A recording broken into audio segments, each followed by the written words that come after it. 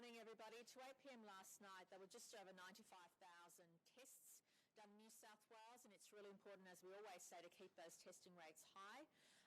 To 8 p.m. yesterday, there were 262 cases of community transmission, with at least 50 of those infectious in the community during that time. And as we've seen in the last few days, the numbers are bouncing around a bit, but clearly we need to reduce those numbers. And I urge everybody to please stick to the rules, follow the health advice, and only leave home if you absolutely have to.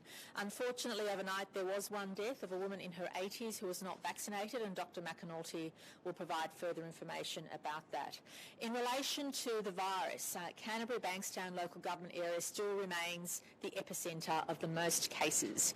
Obviously, all local government suburbs within the Canterbury Bankstown area and adjoining areas are under risk of transmission.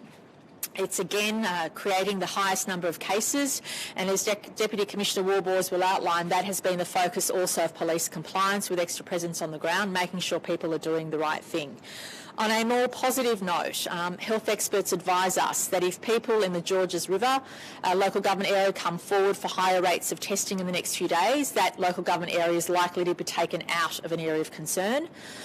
So can I please urge everybody who lives in the Georges River local government area, especially in those suburbs adjoining the local government areas of concern, please come out and get tested if you have the mildest of symptoms. That will give the health experts confidence to take the Georges River local government area out of those areas of concern. And congratulations to people in that area who've been following the advice, doing the right thing, and have seen a reduction in the number of cases. Regrettably, however, there are 12 suburbs in the Penrith local government area that will be now listed as an area of concern and will be subjected to those harsher restrictions that we've imposed on those 8 local government areas. Dr. McAnulty will read what those 12 suburbs are, but they're clearly suburbs that are boundaries to those other 8 local government areas. And we want to make sure that we stem the tide of the virus seeping into those additional communities. And as I said, Dr. McAnulty will read what those 12 suburbs are, and we asked residents from 5 o'clock this afternoon to adhere to the additional restrictions placed upon them. Pleasingly, New South Wales now has made sure that there are 4.4 million jabs in arms. Now that is positive. We're doing really well in terms of increasing the number of people getting vaccinated every day. And can I urge everybody who hasn't had at least one dose of the vaccine to come forward and get vaccinated. Every adult should be coming forward and getting vaccinated, and we urge everybody to please do that.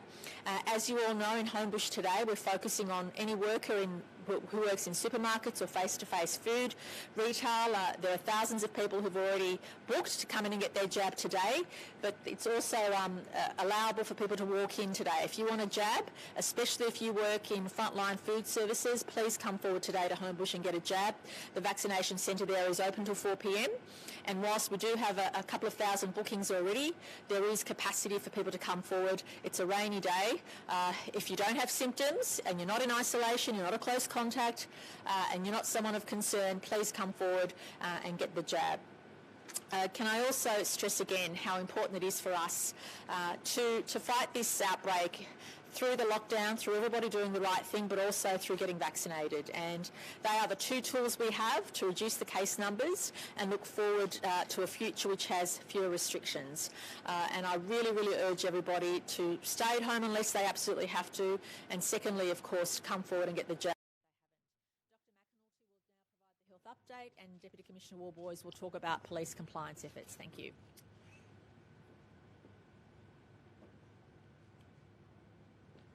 Thanks, Premier, and good morning, everyone. There were 262 locally acquired cases of COVID-19 reported in New South Wales to the 24 hours to 8 o'clock last night. There are also 6 overseas acquired cases to 8 o'clock last night. There were 95,480 tests reported until 8 o'clock last night, compared to the previous day's total of 108,449. In terms of cases in hospital, we are seeing large numbers of people with COVID admitted to hospital. There are 362 cases admitted to hospital, with 58 in intensive care and 24 requiring ventilation. Of the 58 cases in intensive care, 5 are in their 20s, 7 in their 30s, 4 in their 40s, 17 in their 50s, 7 in their 60s, 15 in their 70s and 3 in their 80s. So young people are certainly getting caught up with this disease. Of the 58 people in ICU, 54 were not vaccinated, 3 had received their first dose of AstraZeneca, and 1 had received their first dose of Pfizer vaccine.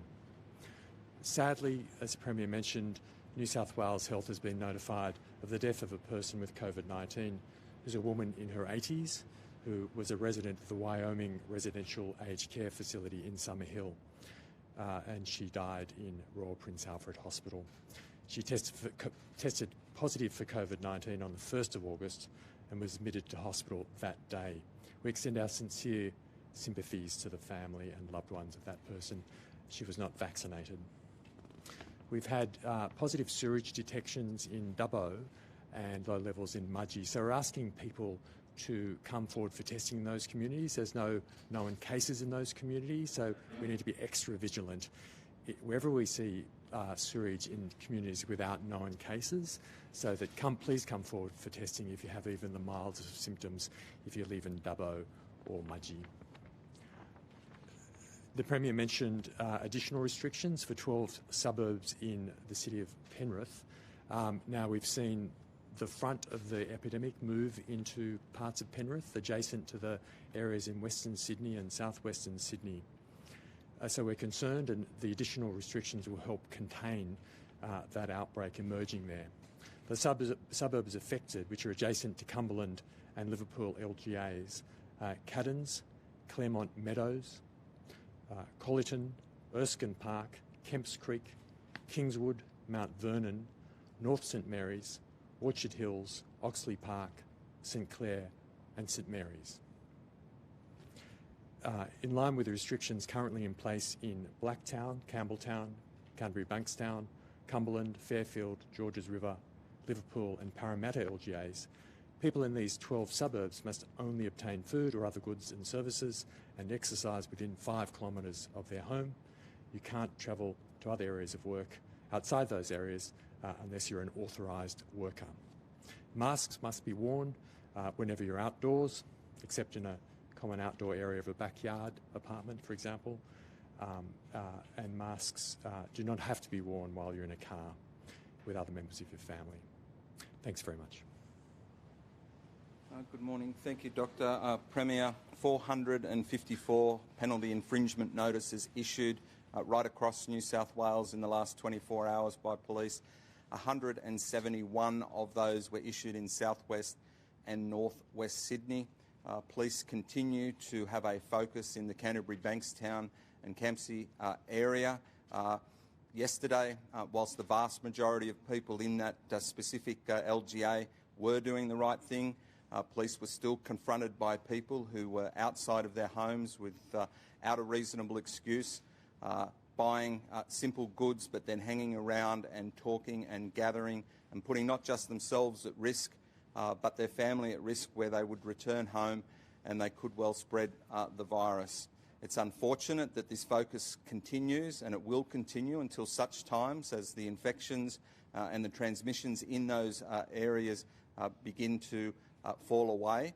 New South Wales Police every single day look at where the infections, where the transmissions are, what are the LGAs of concern, and they task police resources to those areas. The agility of New South Wales Police is right across New South Wales. We will move resources around. That's local resources from districts and police area commands, traffic and highway patrol, other specialist police, and a continued focus on our transport system. Yesterday we also seen along the beaches, we now have an operation that works every single day on the beaches, the Sydney beaches, up and down, making sure that people who are exercising continue to do that they are not gathering in spaces that again poses a risk to themselves and the community. New South Wales Police would like to thank those people in southwest Sydney that continue to do the right thing and make our job easy, but the message is really clear. If you are one of those people that want to go outside of the public health orders, if you are one of those people that want to put the risk in terms of your own safety, that of your family, that of the community, we will issue the infringement notices, we will direct you to comply with the public health orders. And I guess what's important is that Crime Stoppers continues to receive around 1,000 calls every single day from people in the community that want to tell us about those that are breaching public health orders. It's not just in terms of your own actions, but what you are doing is actually putting the actions, it's not just your own actions, but it's what you're doing to your community, to your family, and to this state. Every single person wants to get out of this pandemic, wants to get out of the lockdown arrangements as quickly as possible.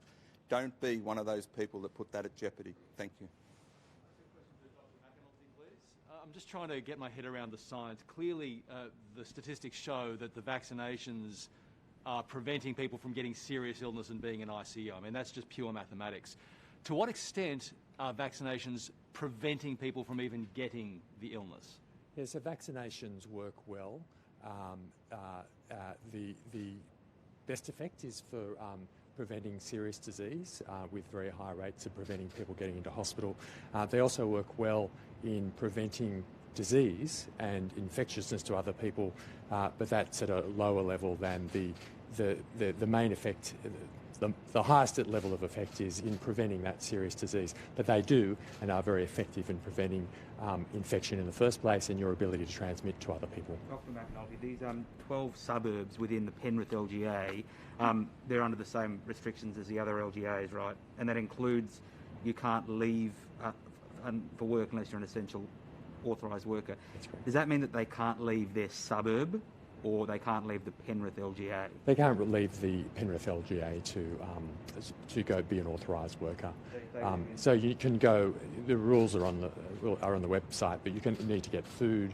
You can leave your house one person at a time, one day. You can leave the house to get food. You can leave if you're an authorised worker, leave the LGA to do authorised work. But they can go out of their suburb within the 5 kilometres to shop, and they can go out of their suburb if they're an authorised worker to work within the Penrith LGA? That's correct. Dr. McAnulty, can you tell us the proportion of healthcare workers that are vaccinated?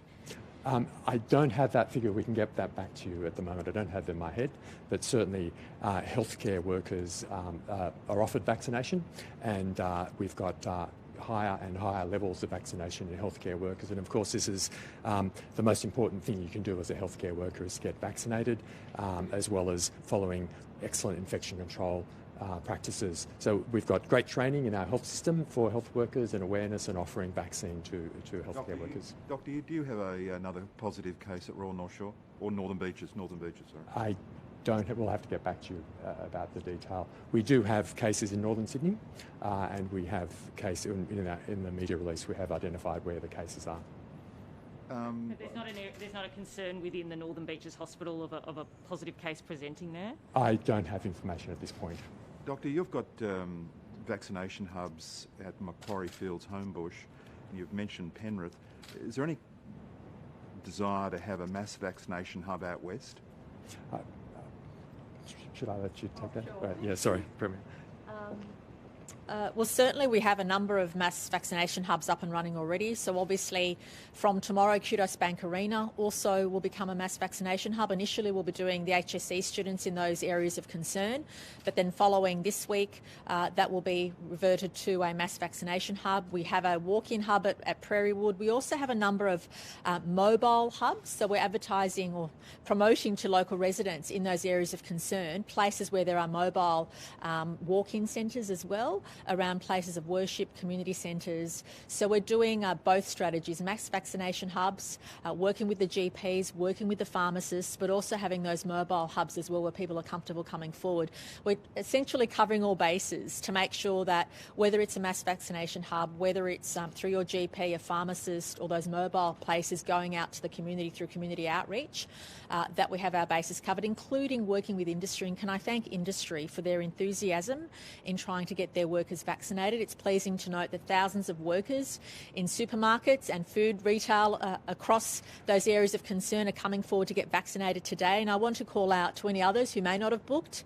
The Homebush Centre is open to 4 p.m. today, so I urge you to come forward and get vaccinated, especially if you work in those industries. We're really keen to vaccinate all of our authorised workers, all those people who have to be mobile but who may be living in those areas of concern and unfortunately at highest risk of either spreading or getting the virus, and that's what we're trying to reduce in the next few days. Premier, can I ask you about the construction industry opening up on Wednesday? Can you give us some clarification on what the rules will be? Free-for-all, rapid antigen testing on site, what are we going to be looking at? Well, certainly information has already been provided publicly on those matters, but in relation to the construction industry, can I thank the industry for working closely with government and for working with us to make vaccinations an incentive to get back to work. So if you live in one of those areas of concern, you're in the construction industry and want to get back to work, we're urging you to work with your employers to get vaccinated to ensure a safe return to work. And please know that whilst there isn't any rules in place to mandate vaccinations, there will be incentives offered for people to get back to work and to get back to doing what they want to do if you are vaccinated. So can I urge people now to come forward and get vaccinated, especially if you're in a job which traditionally has a lot to do with people, has a face-to-face contact. We know that the vaccine takes 3 weeks to become effective, either vaccine. So we encourage you to get vaccinated as soon as possible so that we have options moving forward into September about how we can live more freely. Premier, has the government considered, or would it be helpful to look at door-to-door vaccination rollouts? Medical professionals going door to door in some of these people who are stuck at home? Well, the best option for us is to vaccinate large numbers of people in the shortest amount of time. So the mass vaccination hubs are working really well. The take-up with pharmacists and GPs is working really well. People obviously trust their GP and trust their pharmacist for that additional information, and they're familiar to them. So we're responding to what has the best health outcome, but whatever also is responding well through the community, and we're considering all those options, but please know that you need to be careful when you consider door-to-door to make sure that you're not exposing people to the virus, and that's why it's really important for us to encourage people to go through their GP, go through their pharmacist, book into one of our mass vaccination hubs, or through their communities. We're providing information at a grassroots level as to where those mobile vaccination hubs are and how people can go to a trusted place they've been to many times in order to get the vaccination.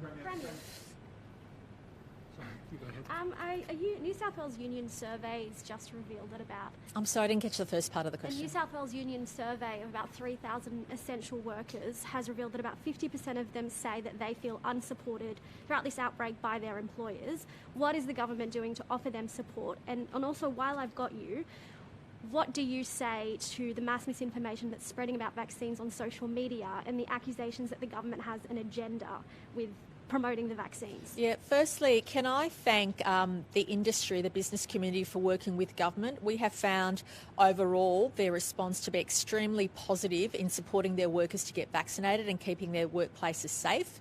So whenever we have had conversations with business and industry, they've been very encouraging in relation to vaccinating their employees and making sure their employees have the opportunity to be vaccinated. That has been our overwhelming response, and we urge every employer to consider the well-being of their employees and workplaces. And of course, it's in everybody's interests, because if there is a COVID outbreak in your workplace will be closed down. So there's incentive for people to operate safe work environments, which is obviously good for employees, but most importantly good for employees as well as employers, and that is critical. In relation to misinformation, there'll be misinformation on a whole range of issues, including vaccination. So I always say you don't need to listen to me, but you do need to listen to the health experts. Speak to your GP, your pharmacist, your community leader who's been provided with information. We have targeted grassroots information to so many diverse communities. There's over 200 different communities of diverse backgrounds in Greater Western Sydney, something our state's very proud of, but also something that we need to acknowledge. And so we've had very targeted approaches through community leaders, through people who are respected by community groups, and that has proved really useful as well. So we ask you, if you have any concerns, please ask your GP, your pharmacist, or of course contact New South Wales Health.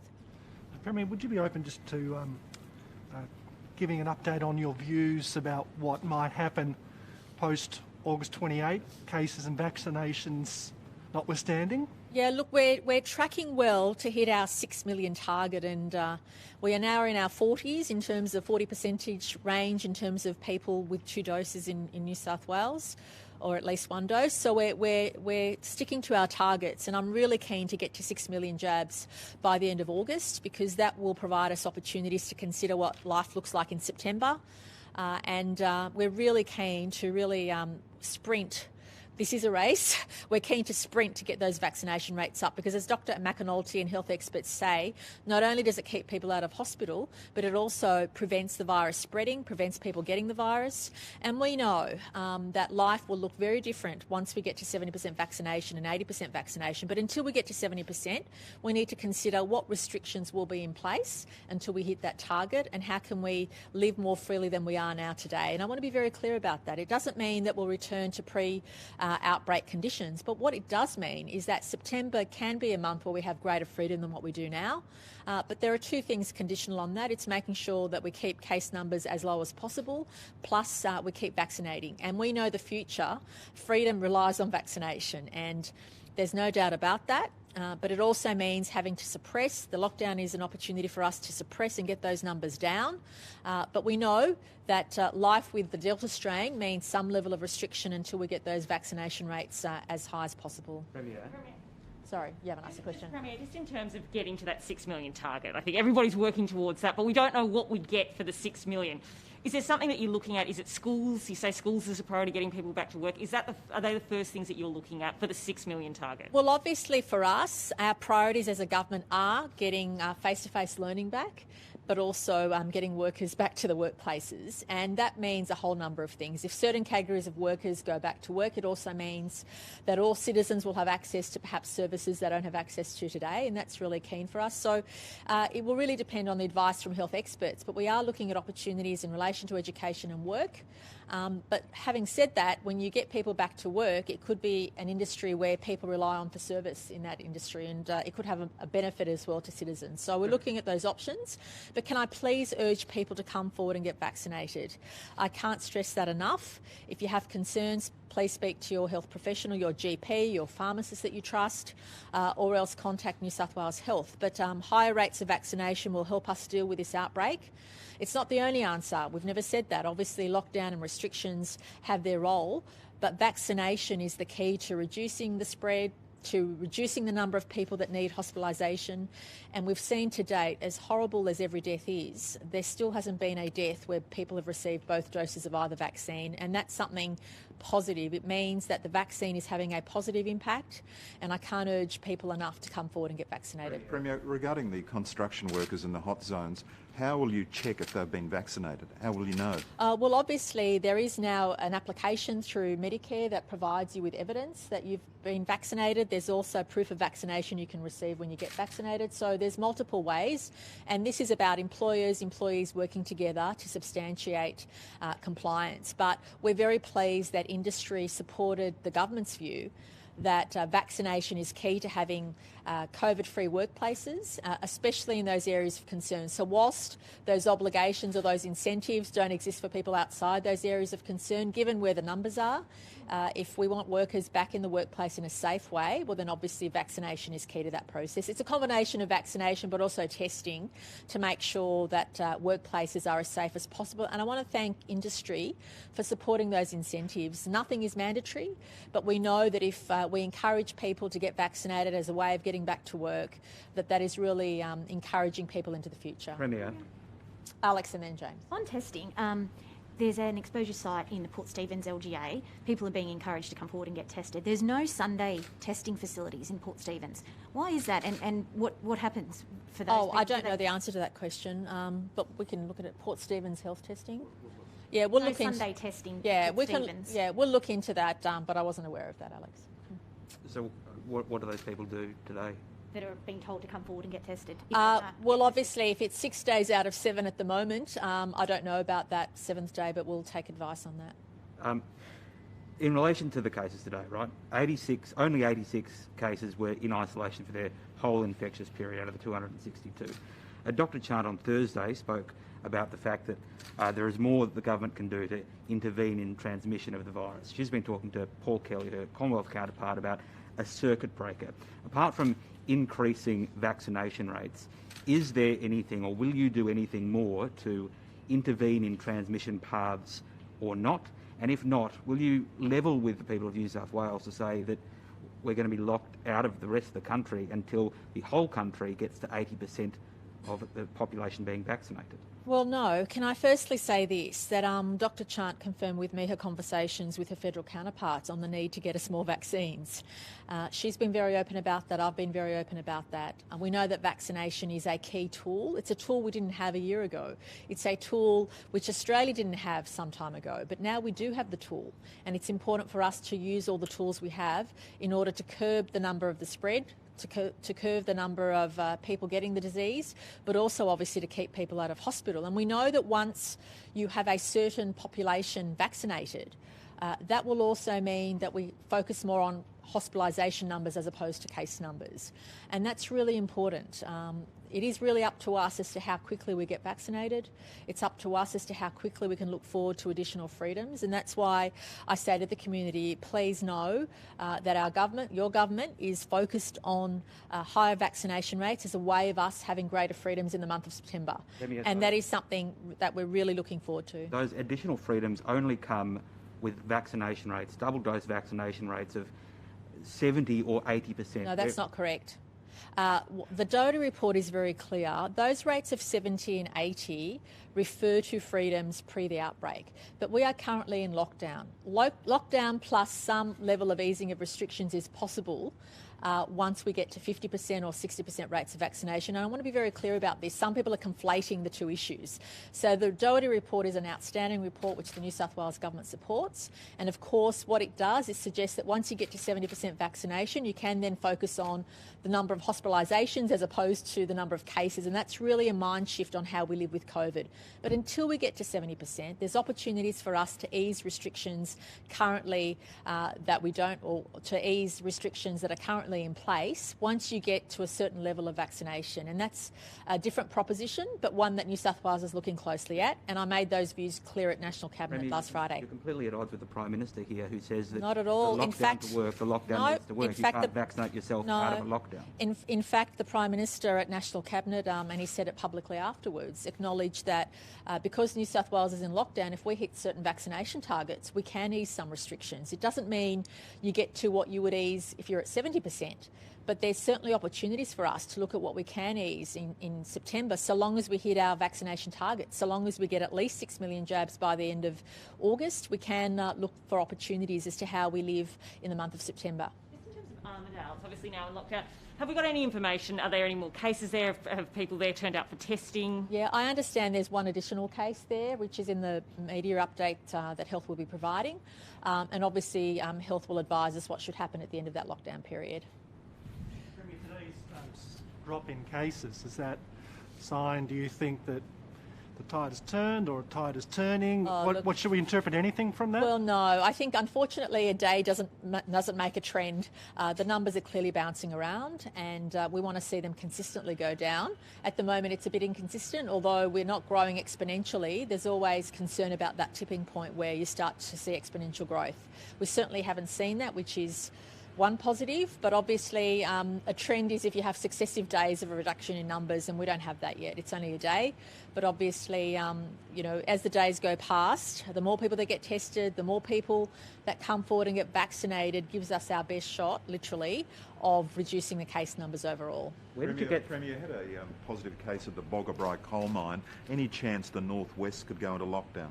I did hear about that case, but health experts are looking at that, and we haven't received any advice to that yet. Where did you get this 50% vaccination figure, your figure of 6 million target, most of those first doses, some second doses, 50%? Where did you get that from? The New South Wales government has observed carefully what is occurring in overseas jurisdictions. Our health experts, in fact, have been in touch with what is happening in places like Canada, in provinces with a similar size to New South Wales and what they went through. And clearly the evidence shows us that a targeted vaccination strategy in areas of concern has a massive impact on reducing cases and allowing you to get outbreaks under control, but also what life can look like. If you look at overseas jurisdictions, ones, they've certainly been far less conservative than us as to what they've allowed people to do at 50%. But the difference with us in New South Wales and Australia is, fortunately, until this point in time, we've had a much lower mortality rate and much lower case numbers than other places around the world. And so therefore it's really important for us to look at what is acceptable for New South Wales and Australia in terms of what we do ease moving forward. But I do also believe, based on the health advice, that when you get to 50%, 60% vaccination rates, it does give you opportunity to ease some restrictions ahead of that 70% number, when we literally have a change in thought. We transition from going from talking about case numbers to talking about hospitalisations, and that's a big shift. But we have some time ahead of us to make sure that all of us are comfortable in talking about it in that way. And as Dr. Chan and Dr. McAnulty and other health experts will say, we'll get to a stage when you have those high rates of vaccination where you can start treating the Delta strain as you would the flu, where you talk about the number of people in hospital as opposed to the number of cases. But we can't do that until we get to that 80%. But between 70 and 80% vaccination, that's what the Doherty report says. And I really do commend that report. I found it a very useful piece of information, coupled with the information we've been having from New South Wales. And I dare say that the New South Wales health experts were talking about that 80% vaccination rate in adults for some months, even before the report came out. So it really validated our understanding of where things are going, but it also validated our understanding of how vaccination is an important tool in curbing outbreaks, but also obviously allowing us to live more freely moving forward. Mr. Warboys, can I ask you about... There you go. Go.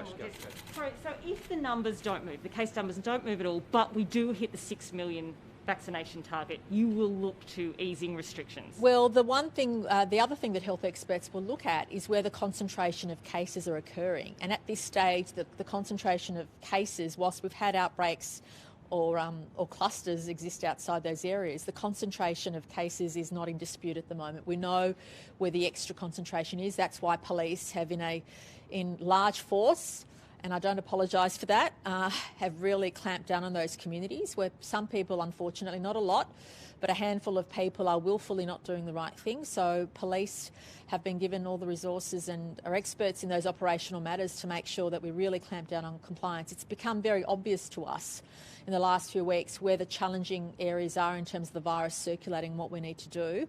And as every week goes by, we're learning the way Delta is working, the way Delta is moving, and the way in which we can stem that tide. Mr. Warboys, can I ask you question. Mr. Warboys, just a question about compliance.